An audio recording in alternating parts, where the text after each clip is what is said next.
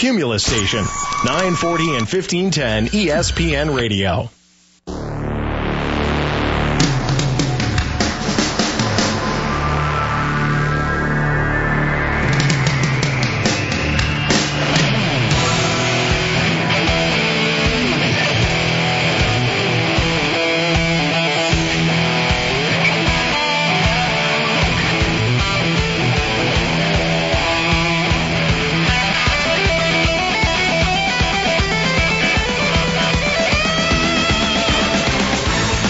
Good morning, everybody. Welcome to Hey Coach Tony. I'm your host, Tony Fiorino.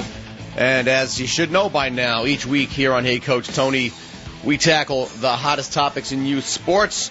And as always, we give you guys a chance to let us know what you think. So we open up the studio lines. We've already done so. The number in the studio is 855-HEY-COACH. That's 855-439-2622. Actually, you know what? In fact, I want to try to do something a little bit of fun later on in the show. Maybe you guys can get a jump start on it for me. I read an article last week about superstitions in sports, and it was kind of fun. I read the article. I thought it was really cool.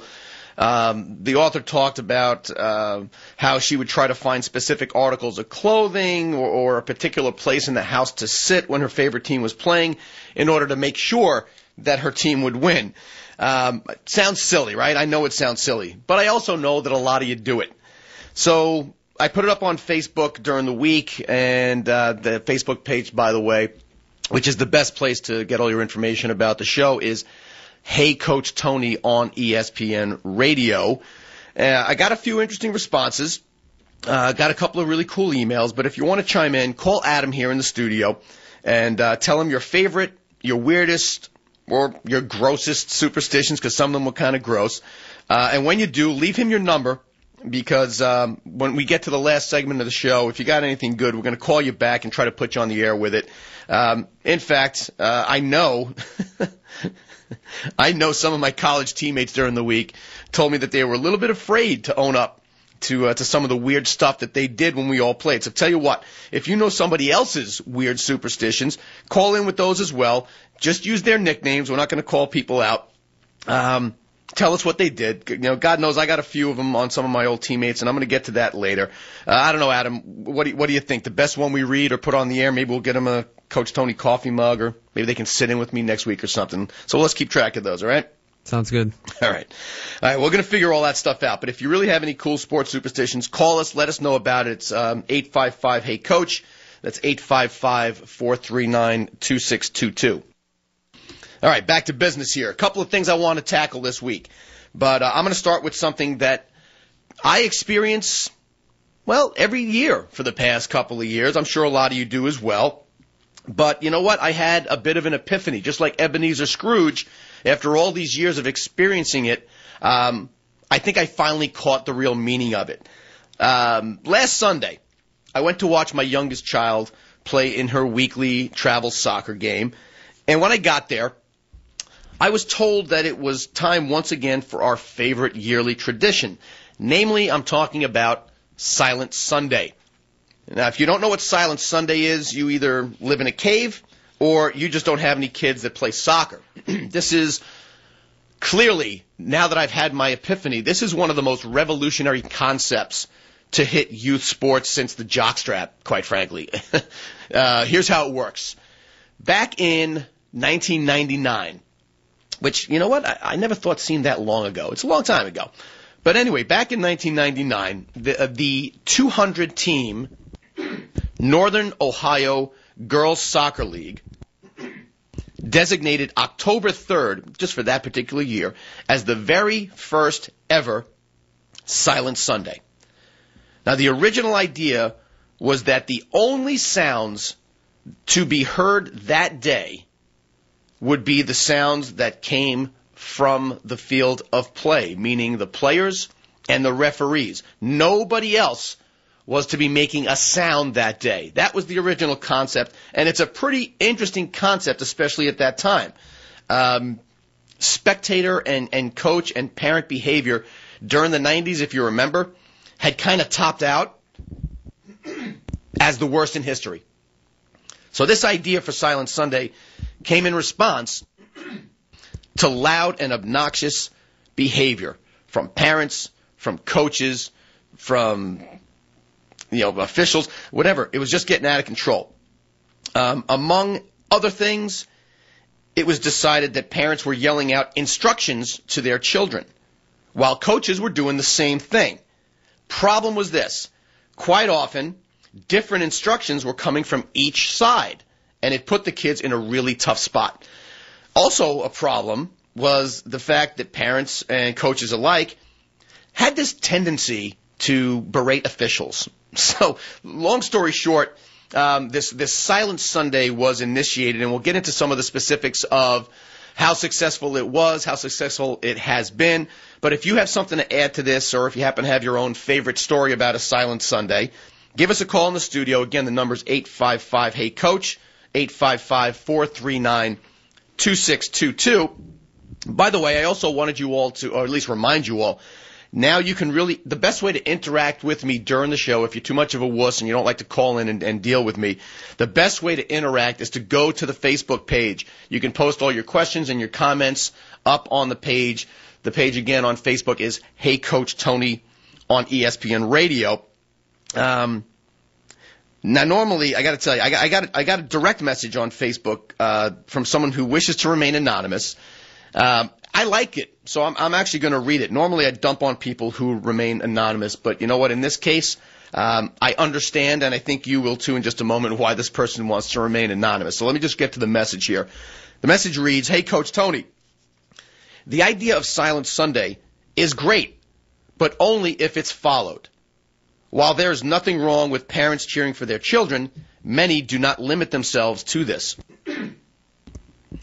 I know you and you know me, and we were both at the same game on Sunday. So let's face it, if memory serves me correctly, your group of parents didn't exactly adhere to Silent Sunday for the whole game. Now, did they? I will say that you were a model citizen and kept in stride with the spirit of the day, but it was clear that some of the parents could not restrain themselves, not even for that one day. Aren't you embarrassed? Wow.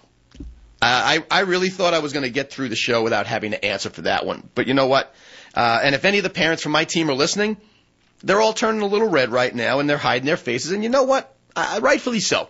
It's a shame, by the way, Anonymous, that you don't want to, you want me to say your name, because I got to give you credit for having some, let's call them brass cojones. I guess that's fair enough for a Saturday morning.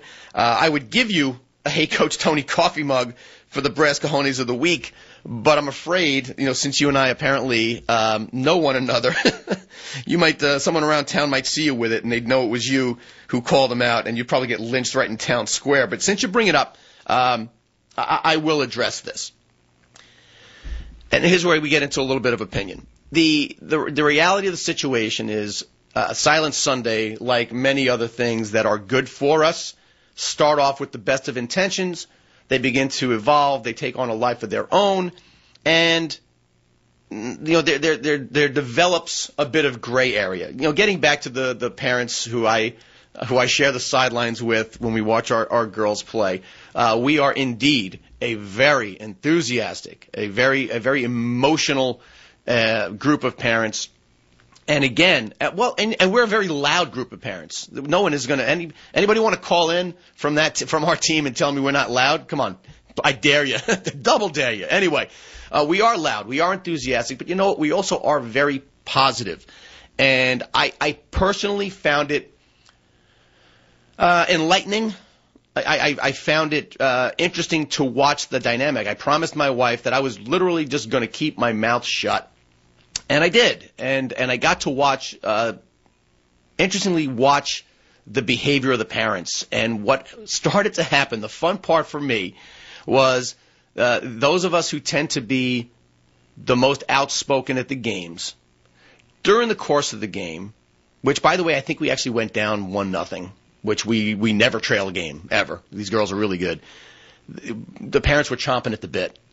They could not It was more fun watching them trying to not yell than it has been in the past, watching them actually yell. People were yelling into their jackets. People were yelling into their fists. People were grinding their teeth. It sounded like it was a soundbite guy's dream come true to watch our parents. I wish I had my camera.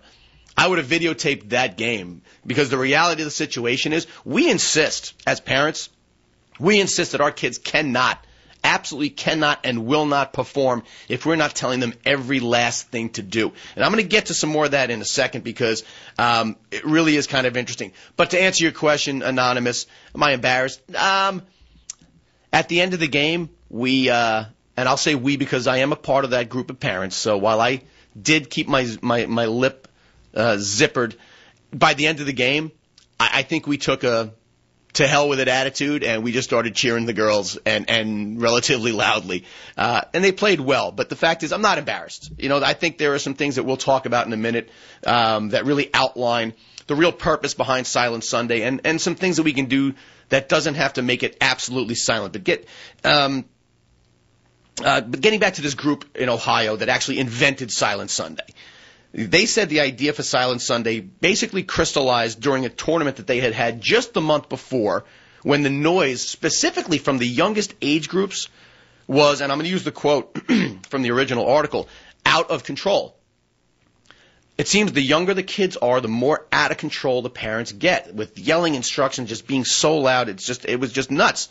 And I think it's important to note, because somebody shot me a note during the week on this, it's important to note that and this hopefully comes as no surprise, Northern Ohio is by no means unique, right? This wasn't like, wow, problems in Northern Ohio and it was solved by Silent Sunday. No, there's problems everywhere, and they can be found on basically any youth soccer field in the country. Even with Silent Sunday, we may agree to play nice for one Sunday each year, but the fact of the matter is this, and I challenge you, it's Saturday morning, bright and early. Some of you are already doing this. Go to any soccer field on any given weekend, and you're going to see the following things. And here's where I start getting into the specifics. By the way, you want to add to this brief list of mine? Give me a call at 855-HEY-COACH. It's 855-439-2622. I'm going to give you this brief list, and then when we get back, we're going to take some of your calls. But again, on any soccer field anywhere in this country, you will see, or more likely hear, any of the following. 1, you will hear adults yelling to their child, "Kick the ball." They will yell, "Kick the ball," when in fact maintaining possession of the ball or pausing or even dribbling a little bit might be a better option. You'll certainly hear adults screaming at the officials for offsides or pushing or all this stuff that we don't really necessarily know is right or wrong, and in a lot of cases we're wrong. The last thing that you're going to hear all the time is an adult yelling out to their kid, "Shoot! Shoot!"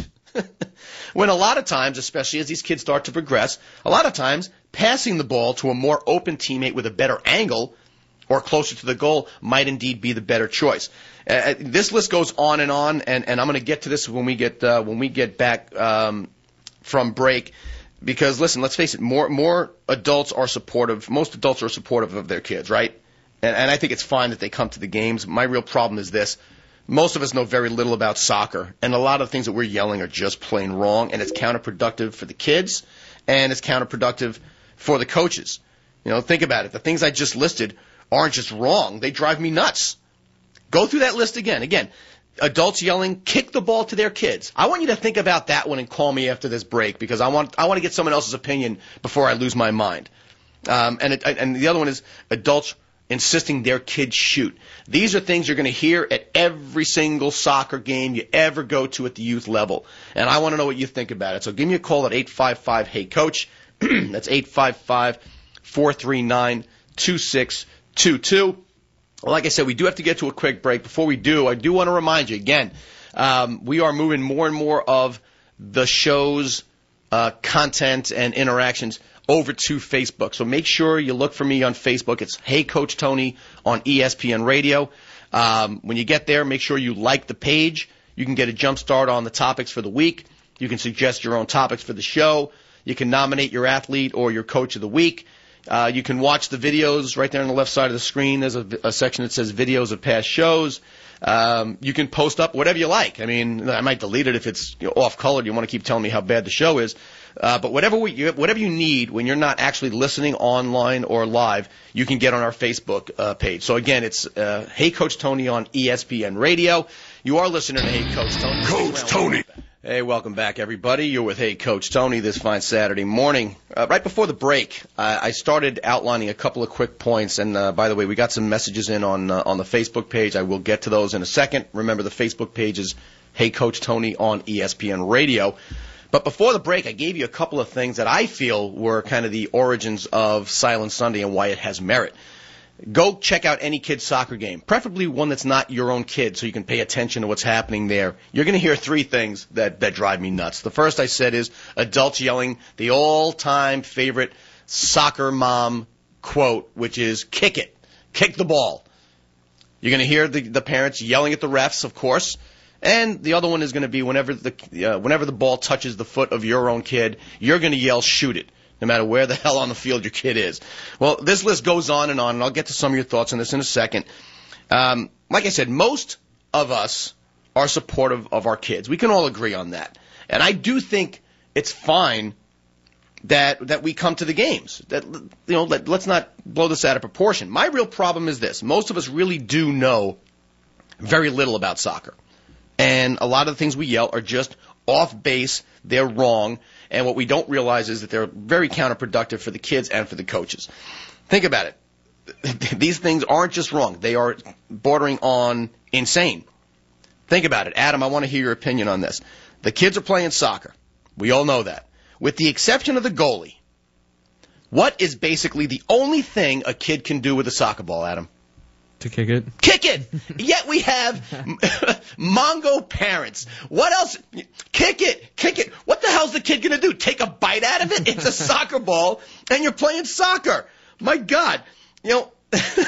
Like anything else in life, I do believe this is not a black and a white issue, and I don't mean race. I mean, obviously, either end of the spectrum. It's not a black and white issue, and somewhere in the middle where the gray is where the truth really lies. I don't think parents really need to keep entirely quiet. I don't. But I do think that we should really limit our use of our voice to cheering and encouraging these kids only after plays and only after goals. I mean, nothing wrong with that. I mean, that makes sense, Adam, doesn't it? Yeah, absolutely. I mean, no reason to be getting all crazy about just kicking a ball. Well, and like I said, the other thing that you will hear a lot is when parents yell instructions. And I've talked to many soccer coaches in confidence and sometimes not in confidence, and that's the one that drives them absolutely bonkers. They don't mind you yelling kick it. They mind you yelling kick it when, let's say, a defender has the ball, no one's around her, and you can just pass the ball up or dribble it up instead of just kicking it back to the other team. And what happens? We idiot parents, what do? Some kid kicks the ball really far, but it gets to the other team, and we cheer like, wow, great kick. They're not playing embryo soccer anymore. The coaches are trying to teach these kids. But I think limiting our exuberance and our vocal expressions can really be limited to when a play is done. Or somebody makes a nice play on defense. I think that's great. You say, hey, way to go, girls. Good job. They move up the field. A couple of great passes, but they don't score. Hey, girls, way to move the ball. Great job. That's the kind of stuff I like to cheer about. That's the kind of stuff I like to see at the games.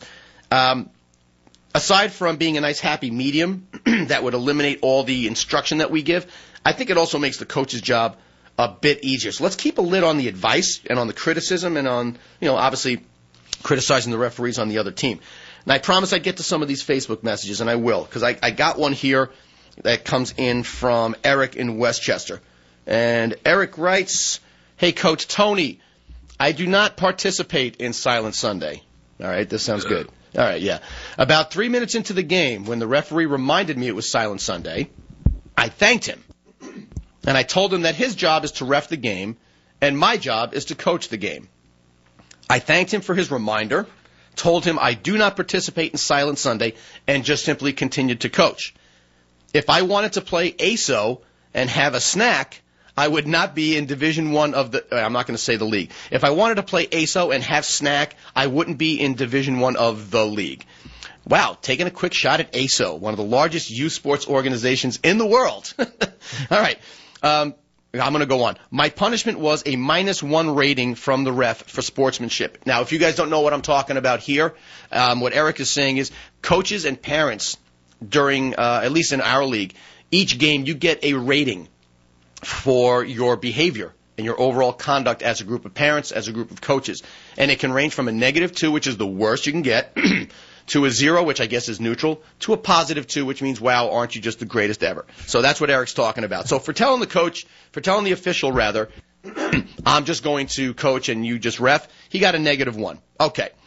Eric goes on to say, most people know that I am all about sportsmanship, and Silent Sunday was no different. So because some, quote, suit wants to appease some group by being silent one day a year, I get a -1? Personally, the sportsmanship score is a joke. It's subjective and not uniformly applied. The youth refs, who are basically incompetent, Eric, for a guy who has a lot of sportsmanship, you really sound like you don't. But in any event, the youth refs, who are basically incompetent, regularly are from the hometown, this is true, and besides calling a one-sided game, also give their own teams +2 across the board, and the opposing coaches a -2 anyway. I mean, is it reasonable to think that I have perfect sportsmanship only on my home games, and I'm I can't say what he says here, I'll just say, and I'm a total jerk only at away games? Really? Well, Eric, thanks for the message, and let me say this. As far as coaches are concerned, this is where the rule gets a little bit tough to enforce, and even a little tough to justify. And you'll notice that I haven't talked too much about how this directly affects coaches up until now, because quite frankly, and Eric, if you're listening, I hope you are, coaches tend to run the gamut as far as behavior goes. And I don't even say behavior, as far as their verbal interaction at a game. Some coaches give instruction nonstop. By the way, that doesn't make them great coaches. Some coaches say absolutely nothing during the games. By the way, that doesn't mean that they are absolutely incompetent. Some concentrate on the referees, others ignore them. The one thing they all tend to have in common, by the way, is that they all seem to get a little tied up with parents complaining about Junior not getting enough playing time or not being put in the right position. That we get, and I'll address this in more detail. By the way, Eric, I'm going to get into a little more detail because there was another one that came in that kind of leads me into my answer. This comes in from Jeff in Oxford. Jeff in Oxford, Connecticut writes, "Hey, Coach Tony, it's a good question. I don't quite understand what anyone is supposed to gain from Silent Sunday. What are your thoughts?" All right, Eric and Jeff, here is Coach Tony's take on what Silent Sunday is really about. You can talk about the corny stuff, like, let's just let the kids play, let them have fun. And you know what? That is important. But after experiencing this last Silent Sunday firsthand, let me explain to you what I took away from it. Because you know what? It was pretty powerful. And I think anybody at any Silent Sunday who cared enough to stop complaining, stop complaining about having to shut up and actually do so and pay attention, I think would have gotten the very same thing from it that I did. This particular Silent Sunday, I noticed something very unique and very refreshing. I learned that all those things that we insist on yelling to our kids, all those instructions that we insist on giving them, you know what? They don't really need it. They don't. Because we were all we were told to shut our mouths, because we had to stay silent on this particular Sunday, I finally got to hear what goes on when we parents and coaches aren't making all that noise. You want to guess what I heard? Adam, I know you have no children, you're not a soccer guy. What do you think I heard during the course of this game because I kept my mouth shut? Oh, man. I know I hit you with a tough one for not having a kid. I'm gonna let you off the hook. All right. It was actually pretty cool. I heard young kids communicating with each other on the field as they were playing, and as a parent, I don't want to say shocked. Yeah, you know what? I was shocked. I was blown away with the level of communication these girls really had. I was blown away with how well they really are starting to grasp the game. I heard them calling for an open pass. And I don't mean everybody screaming, "I'm open." There's a command, that not like these are dogs, but the coach gives these kids certain commands. If a girl is being chased by defenders and you're open and behind the girl, they teach them, yell out, "heel." And the amount of times I heard "heel" that day was really cool. And I'm starting to realize the only reason I never heard it before is because we're too busy screaming at the girls to shoot and kick it. I never hear any parents yelling heel. We're just too busy yelling kick it. In case you're too stupid, my beautiful daughter, it's soccer. You're supposed to kick it. My God. I heard them warn each other about when a defender was creeping up on them. I heard them pulling for one another, during the course of, hey, nice play. It was really, really cool experience. And while Silent Sunday is by no means perfect, let's face it, it's only one day a year. I mean, is it really asking that much to just sit back and let the kids play, even for just one Sunday a year? I mean, come on. And by the way, Eric and Jeff, the short answer is, what is anybody supposed to gain from this? Tell you what, I'm gonna address that when we get back from break, because we are getting actually pretty close to this. But I will say, before you condemn Silent Sunday, give it a try and really pay attention. You really might find that there's some value in this really hokey sounding, let's all hold hands and sing Kumbaya mentality. Like I said, when I get back from break, we're going to wrap up on Silent Sunday. I'm also going to take some more of your Facebook messages. But before we get to break, folks, have you noticed how cold? Adam, I don't know about you, dude. This morning it was like 43 when I left the house, man. It is frigid. It was cold. Frigid, I said. Frigid. All right. All right. Well, anyway, I decided during the week not to waste any of my time, and I called my buddies over at Bart's Tree Service. They always have a great supply of seasoned firewood. By the way, they're swamped on firewood, but you can still try to give them a call. But when they delivered, they did remind me, the guys at Bart's Tree Service, they did remind me that it is time of year to service the trees on my property. And I mean, let's face it, every fall you should get your trees checked and maintained, whether it's tree removal or pruning or whatever you got to do. You got to get your trees checked and maintained. So tell you what, do what I did. Call Bart's Tree Service. They're right in Danbury, Connecticut. They're at 203-240-1302. They are great. Aside from, like I said, the best firewood that you can get anywhere, their friendly and professional staff are there to help you with all your tree servicing needs. You can visit them on the web at bartstreeservice.com, or like I said, you can call them at 203-240-1302. But whatever you do, make sure you call and you tell them Coach Tony sent you. Coach Tony. Hey, welcome back, everybody. You're listening to Hey, Coach Tony. All right, before the break, I got a couple of messages in from specifically Eric and Jeff, and I'm finally going to answer the question that you guys basically asked. Eric didn't really ask a question, but Jeff did. He said, what is anybody supposed to really get out of Silent Sunday? And I'm just going to spend a minute or two and wrap up on this Silent Sunday stuff. A couple of you sent messages in about this Ohio high school football kid who I can't use the word I used online. I'm going to get censored, but there's a good play on words because this kid did something to inflict injury on the opposing players, but it's not what you think, so you're going to want to stick around. But getting back to Silent Sunday, what is anybody going to get out of this? Let's talk about the four main components in any youth soccer game. There's parents, there's players, there's coaches, and there are officials. Let's start with us as parents. You know what I got out of Silent Sunday? I got to enjoy the game a lot more than I've enjoyed other games in a different way, but I still got to enjoy the game a lot more. It forced me to pay attention to all the subtleties of the game, and I got to tell you, I really, really got a kick out of it. I also learned a lot. I learned that the kids don't need us to shout instructions. I learned that there are more things to do on a soccer field than kick the ball or shoot. There's passing, there's healing, there's dribbling, all these things that keep this from being just one glorified game of kickball. What do the players get out of this? If you don't know that one, you're an idiot. But you know what? I got plenty of idiots that listen to this show, so I'll go over it anyway. The kids get an opportunity to play without the constant barrage of instruction, without the pressure of, oh, I hear my dad or I hear my mom, and so they want me to do something. The kids played a lot more relaxed. A lot more relaxed. And again, they were losing that game. I think at 2 different points we were losing that game. But they didn't panic. You know why? Because they never panic. We, parents, we're the ones that panic. So the kids played a lot more relaxed. It was more fun. And I think it helps them mature a little bit in that they have to rely on their own ability to communicate and be good teammates. What does the coach get out of this? That's another one. The coach gets to rest his vocal cords a little bit, but also doesn't have to contend with the contradiction that he gets or she gets on a regular basis from all of us parents. You know, if a girl is running down the field, excuse me, and is, let's say, far right, and that girl hears shoot it, well, guess what? When your kids grow up and learn how to actually play soccer, you don't always shoot it. If a kid's coming up one side of the field or the other, a lot of coaches are telling another kid, get to the top of the box.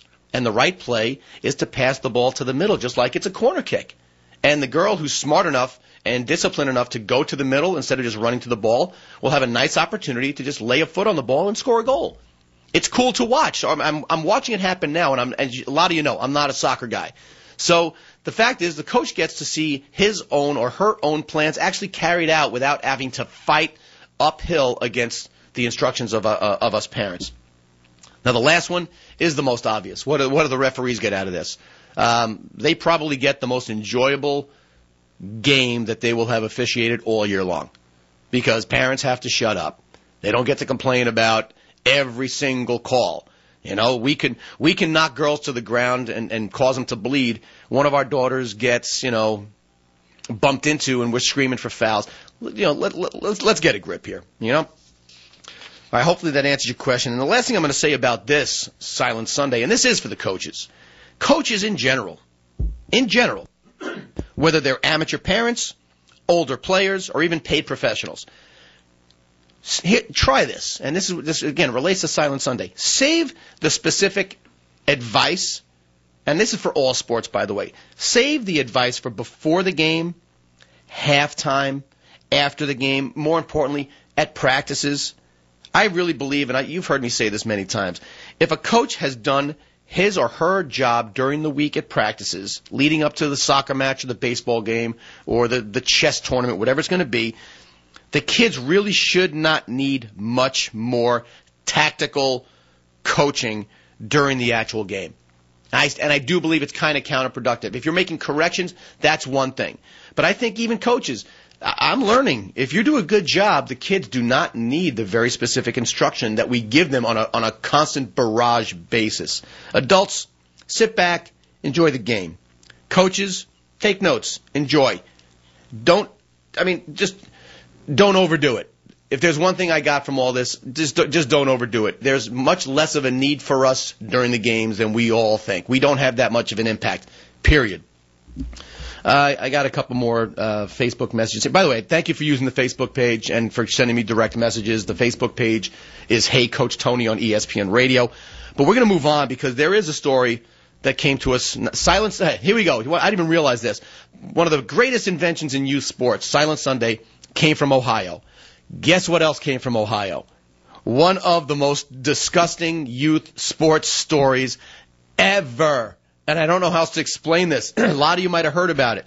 There's this kid in Ohio who the story starts with this kid being suspended from a high school football game.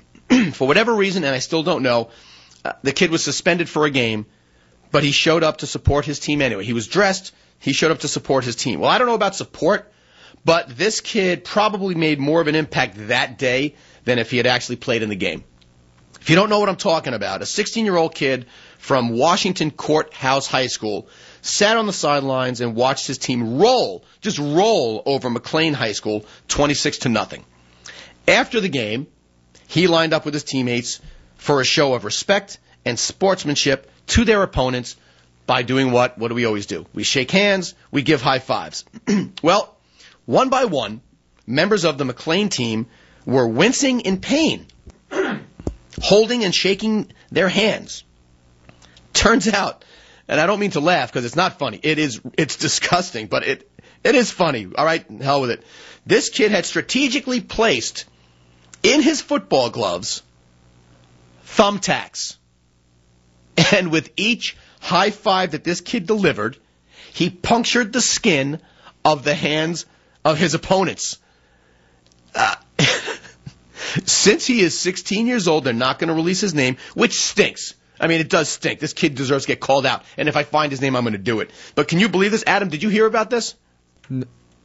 I had no idea. I've never even didn't read up on this at all. All right, well, eventually, during this high five line, the kids toward the end of the line figured out that something wasn't quite right. I don't know if they thought it was a hand buzzer, like it was April Fool's or something, but they basically started to pull their hands back and refuse to shake. But those who were affected by this high five of death were forced to get tetanus shots. I mean, can you believe this? I mean, a prank is a prank. I got you. But this could have gotten out of control, and in a big way, and in more than one way. And I'm gonna get to that in a bit.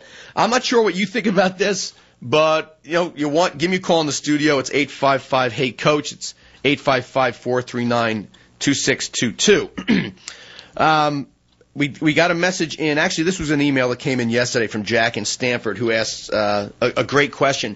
He says, "Hey, Coach Tony, this kid was suspended, but he was still in uniform. That would lead me to believe that he was suspended by his coach and not the league or the school. If the league or the school had suspended him, he probably wouldn't have been allowed at the game at all, much less in uniform." Great point, Jack. He goes on, though, with a better point. "My point is this. I wonder what the reason was for his suspension. Is this perhaps a kid who has behavioral issues? If so, he just sealed his fate, and his punishment will go far beyond the football field." Jack, that is one terrific email, and thank you for bringing it up. If this was just one isolated incident, and the kid wasn't already suspended, you think that might impact the level of punishment he or she, or in this case it's not a she, if it was one isolated incident, and the kid wasn't already suspended, do you think it might impact the level of punishment he would or should receive? That is a great question, and I'm curious what you guys think. Like I said, the phone lines are open at 855-HEY-COACH. Adam, you got anything here on that point?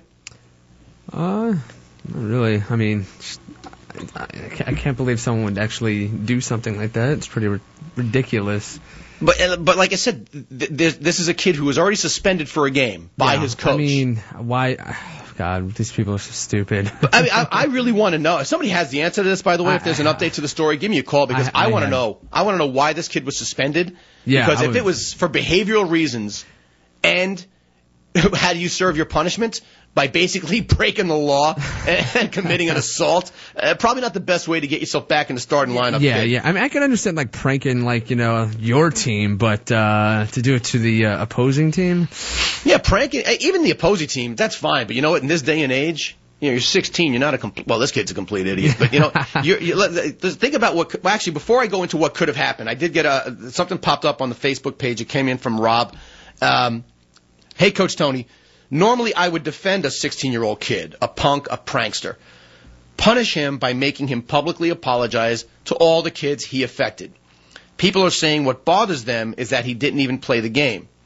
The reason why that makes it worse is that he had the whole game to plan this boneheaded act. I've heard of kids spitting on their hands. I haven't. That's gross. I've heard of kids spitting on their hands before the high five line. Hey, kid, if you're a kid and you spit on your hands before the high five, you're gross. Just go away. My God. All right. I've heard of kids spitting on their hands before the high five line at the end of the games. My wife even went to the school principal of the school where it happened and informed her. She investigated and made that kid apologize. That, however, was a child of about 10 years old. All right. If you're the parent of a 10-year-old who spits on his or her hand at the end of a game, kill yourself. Kill yourself. You're a miserable failure as a parent. Wow, that story just went from bad to worse. But Rob continues. This is actually a good one. I want to make sure I get to it all. This is a 16-year-old. Actually, darn it. You know what? I'm going to get back to Rob. Great point. And I'm going to get back to this. I want to make sure I do not forget, because guess what? It is time. We have to go to break for a second, but it is time for our Hey Coach Tony Athlete of the Week. And I hate to do this right after talking about a 10-year-old spitting on her hands, but the Athlete of the Week is brought to you this week by our friends at Daddy O's Restaurant Bar and Grill on Turner Street in Hopewell Junction.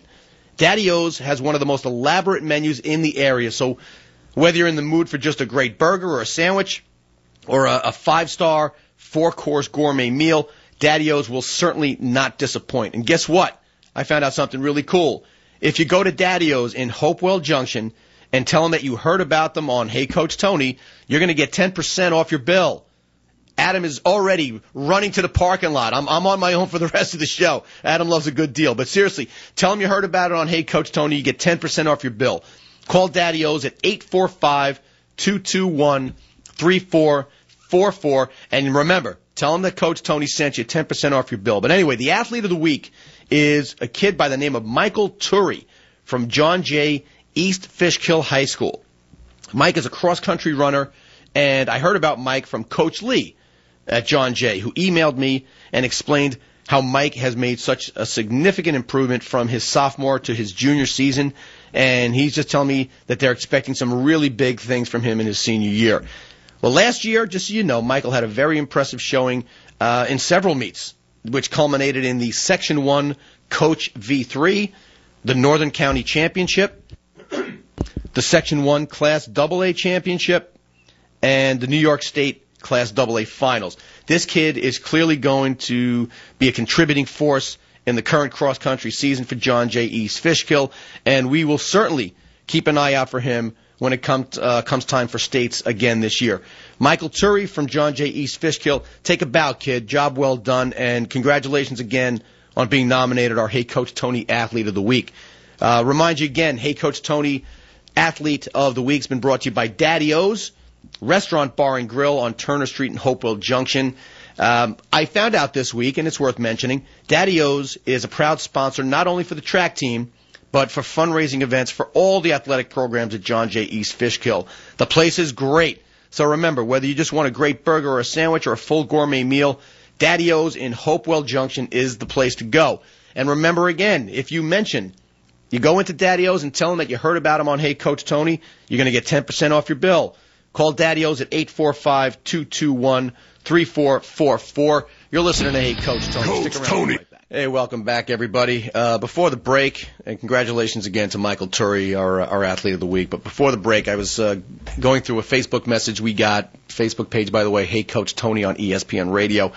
But Rob was talking about, well, he's basically comparing the act of a 10-year-old kid spitting on their hand, which still blows me away, but a 10-year-old kid spitting on their hand before a high-five line, to this boneheaded act of a 16-year-old high school player in Ohio who was already suspended for a game, and during that game put thumbtacks in his glove and basically created puncture wounds for, I think, something like 25 kids on the other team. They all had to go get tetanus shots. It's really kind of repulsive. But I want to go back to what Rob said because he brought up a couple of really good points. He goes on to say that, I talked about this 10-year-old. This is a 16-year-old young adult capable of driving a car in most states. Having him apologize would never make up for the heartache that was caused with both schools having to investigate and then act accordingly with having the kids get tetanus shots. Now, here's where it gets interesting. Now, suppose one of them had a reaction to the tetanus shot. Who do they blame? Give the kid the opportunity to make up for his wrongdoings. Rob, I thought you were on track there. How about this? What if one of the kids had AIDS or HIV? I mean, what if the kid had some kind of serious disease? I'm behind, Dirtbag McGee, who's got some disease. You puncture his hand, then you puncture mine. That could have been really, really bad. Give the kid an opportunity to make up for his wrongdoings. Don't kick him to the side and just expel him. You could save a life and many more with waking this kid up and having him accountable for his actions. Maybe he's a repeat offender who could use help. Now, here's where Rob gets a little street. Back in my day, true that, okay, after the first few kids, this is a great point, Rob. After the first few kids got pricked, there would have been an all-out brawl. And that is no joke. Great point, Rob. He says, I'm glad it didn't come to that, but what if it did? I figure in the long run, these two schools now have a reason to be upset with one another, and that can and will matriculate, great word, to the students, parents, coaches, and fans. The officials will also know what goes on, put a stop to it, nip it in the bud. He keeps going on here. But the fact of the matter is there are two major things that came up from this ridiculous act. One is a kid could have gotten really, really sick. Something really bad could have happened to one of those kids, And the second thing is I still don't know how this didn't culminate in an all-out, knockdown, drag-out brawl. We see enough of them in sports just when kids are losing. Now I got my butt kicked 26-0, and some kid is gonna, stick thumbtacks in my hands. If it was me, and by the way, McLean High School, I give your kids a lot of credit because if it was me, I would have gone bonkers. If I was a player, and you guys all hear about how I was a jerk when I was a player, I would have gone ballistic. I would have done whatever I had to do to find that kid. Now, I'm a good sports parent. I was a lousy sport. I was a lousy sport as a kid. So, Rob, that is a really great point, and I want to thank you for making it. Of course, guess what? There's an investigation that's been opened up. Local police contacted the mother of the suspect, and guess what? She told Police Chief Tim Hester she plans to hire an attorney to defend her son. You know what? I don't know what kind of neighborhood this is, but a kid who acts this way, mom's probably got a lawyer on speed dial. It was a small, sharp object. We think it was probably attacked, but we haven't recovered it, so we can't say for sure. Well, you know what? Regardless of what this kid used, wouldn't you agree? This is just one of the most disgusting, and I mean that in the truest sense of the word, one of the most disgusting acts in recent youth sports history. I mean, the sheer lack of sophistication, intelligence, and respect here is what really, really eats me alive. I mean, Adam, have you heard about anything as bad? There are worse things have been done, but do you know what I'm saying? There's something about his methodology that just kind of drives me nuts. What do you think? Yeah, no, it's, man, I mean, he must have been really thinking hard of how, something really sick to do. I mean, I don't know how you think of something like that. I really don't. Sick is a good word. Would you even think if I was going to do something to the other team? Now, by the way, some of you are probably reminded of a story I said I went over about it. They do it a couple of times. There was a football player who took this concept to a very different level. And Adam, you remember I may have done this. There was a high school player whose dad put razor blades in the kid's helmet. This is not my opinion. Wait, Look what? it up. He basically cut grooves in the kid's helmet and put razor blades in it. Why? Why? Well, because this way, anybody who tried to tackle his son was going to turn into Swiss cheese. You know how the kid got caught?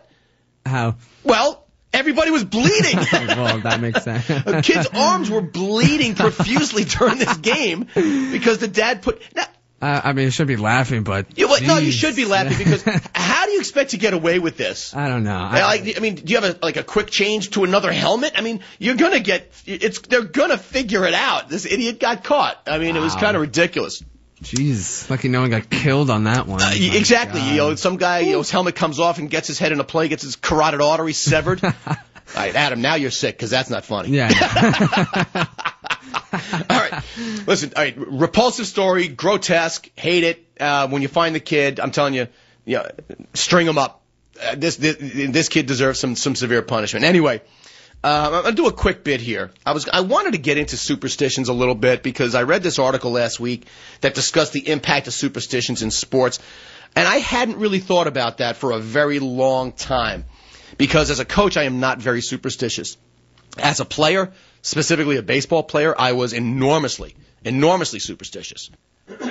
Anyway, I think I posted it up on the Facebook page, so if you didn't read it, you go on Facebook, look for Hey Coach Tony on ESPN. You won't have to dig too deep to find it. Anyway, the author wrote about how silly it was that she might try to find the right jersey to wear or the right place in the living room to sit, and the list went on and on and on.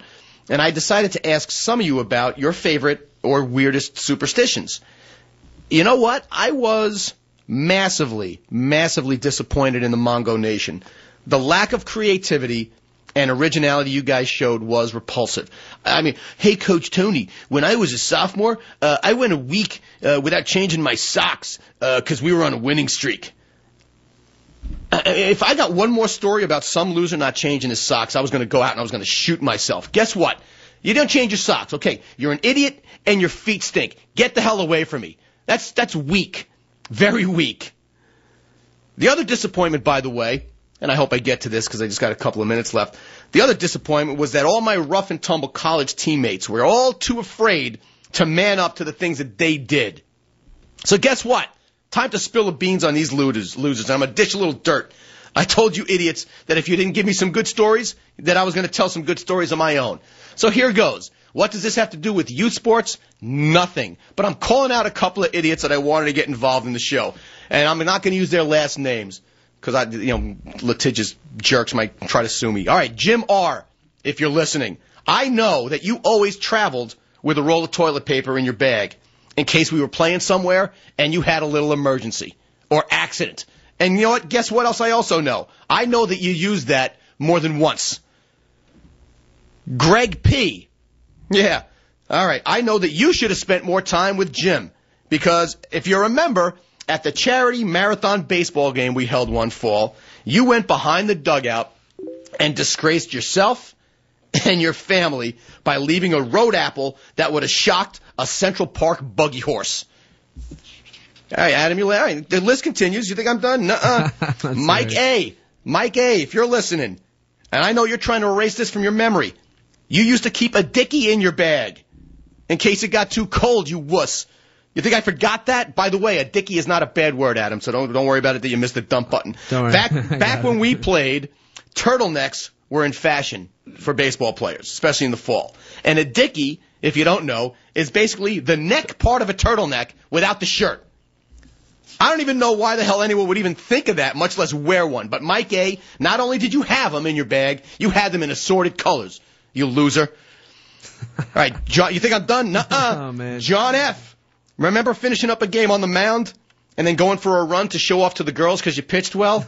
Yeah, me too. You remember what happened? You guys don't remember this. Back in my day, you used to wear stirrups. You tripped on your own socks and you fell in the mud right in front of all these girls. Oh, you're queuing up the music? Damn it. Yeah. All right. I wanted more time to bash on my buddies, but you know what? That's going to wrap it up for another edition of Hey Coach Tony. A blast as always, folks. Listen, take Silent Sunday seriously if you haven't had yours yet, and be sure to tune in every Saturday, 9 a.m. for Hey Coach Tony. Enjoy the rest of the weekend.